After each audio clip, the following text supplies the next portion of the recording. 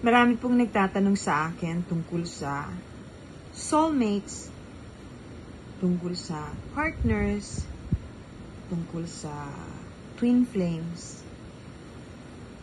Ang partner po ay yung mga kadalasan hindi nagtatagal o hindi kasal o partner in crime o hindi naman mag-boyfriend, hindi naman mag-asawa, pero palaging magkasama. Partner pa rin po yun. Parang best friend. Ano po? Ngayon, ang akala ng marami, ang soulmate, pag nahanap mo, yun ang magiging asawa mo. Hindi po ganun yun. Hindi ko mo soulmate mo, yun ang magiging asawa mo. Kasi, yung iba po, ang soulmate, anak ninyo, o nanay ninyo, o best friend mo, o kapatid mo. Pwede po kasing soulmate. Ang soulmate kasi po, hindi iisa. Pwede po yang 2, 3, 4, pwede pa nga pong 5. Mga soulmates mo yan. Yan yung mga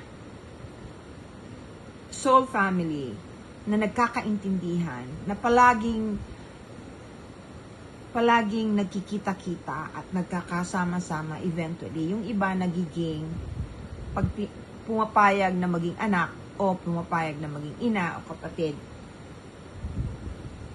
Kung gusto nyong itanong yung tungkol dyan ng malinaw ang sagot, be specific, pwede nyo naman po akong tanungin, lalo na sa live.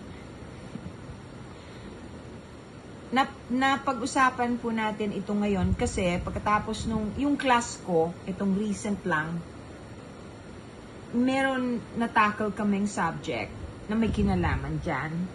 Kasi yung may mga taong nagtataka bakit hindi sila makapag-asawa.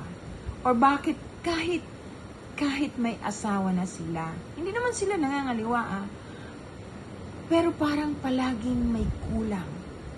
Parang palaging, kahit hindi kayo palaging nag-aaway, pero meron ka pa rin hinahanap. Parang may butas sa tiyan mo na hindi mapunuan o hindi nabubusog. Kasi, ibig sabihin, yung napili mo, hindi naman yun ang totoong twin flame. Twin flames po ang tawag doon, hindi soulmate. Pagka yung twin flame mo dumating sa buhay mo, kung minsan, kapag ka may asawa ka na o committed ka na sa iba, nagkakagulo-gulo. Unfortunately. Karamihan na nakakaranas ng ganyan po ay yung mga highly evolved people or starseed. Starseeds po, kaya light bearers. Parang ang hirap magkaroon ng relasyon kasi palaging ang hinahanap nila, pag hindi pa nila natagpuan, ay ang kanilang twin flames. Yun din po ang reason kung minsan, kung bakit may mga lalaki, kasi mas mahirap makontrol sa lalaki, yung urges, ano po. So, nagkakamali ng pagpili.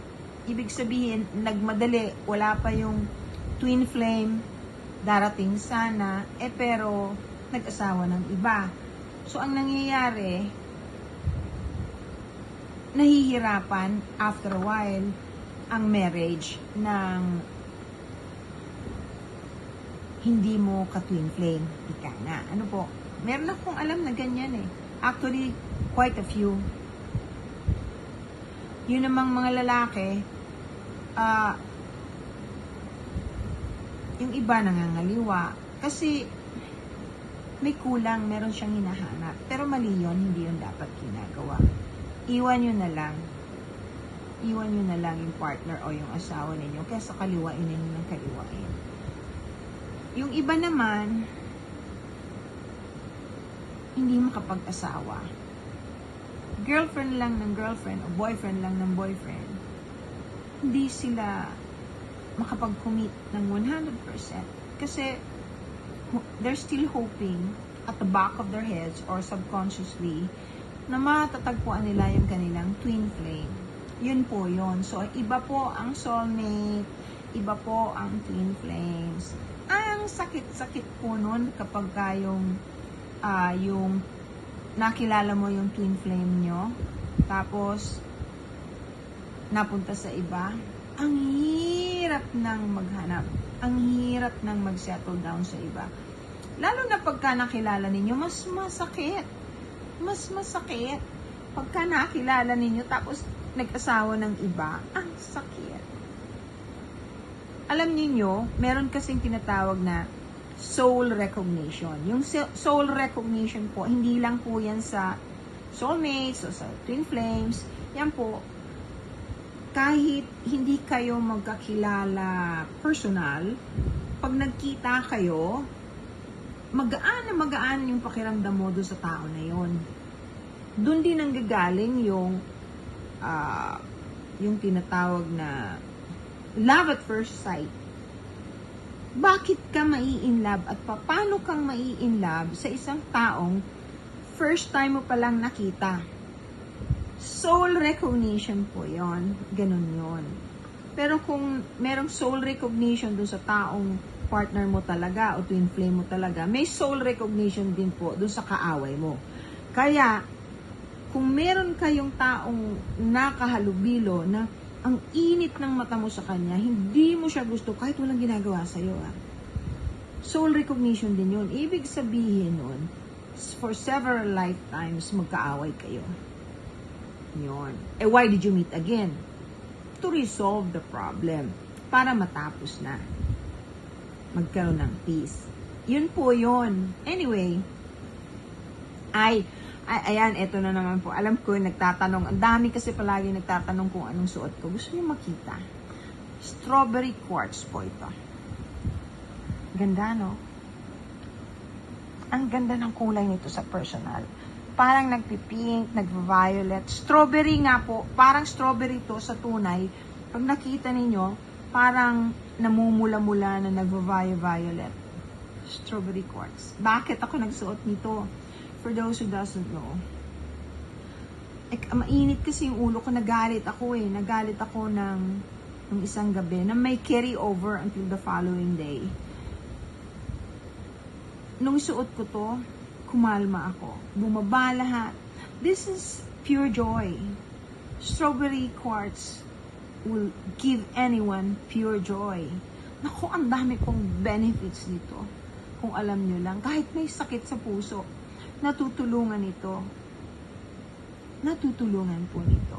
Of course, you have to let the crystal know that you need help. And if it's willing to help you, which is almost always, they're willing to help you. Ito ang isa sa mga binigay ng langit, binigay ng Diyos na magagamit ng mga tao non-invasively. Meaning, kahit walang doktor, kahit hindi uminom ng gamot, ang mga bagay na ganito ay nakakatulong.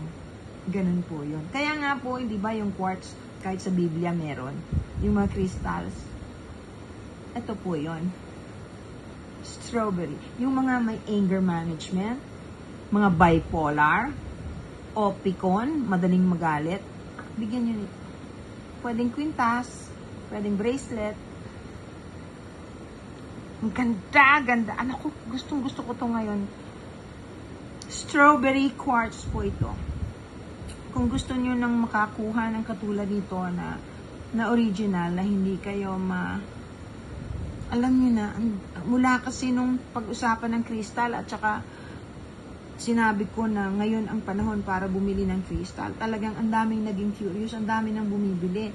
Bumili po kayo sa Crystal Abundance. So, Crystal Abundance PH, meron po yan sa Blue App. Dito sa TikTok, meron din. Ito po. Kung palaging masama loob ninyo, na hindi ninyo mapigilan ng galit. Strawberry quartz. Ganda-ganda po niya. Maski sa hawak ko lang at pag tinitingnan. O sige po, I love you all. I bless you all. Yung mga nangihingi ng dasal, I promise, pinagdadasal ko po kayo. Mwah!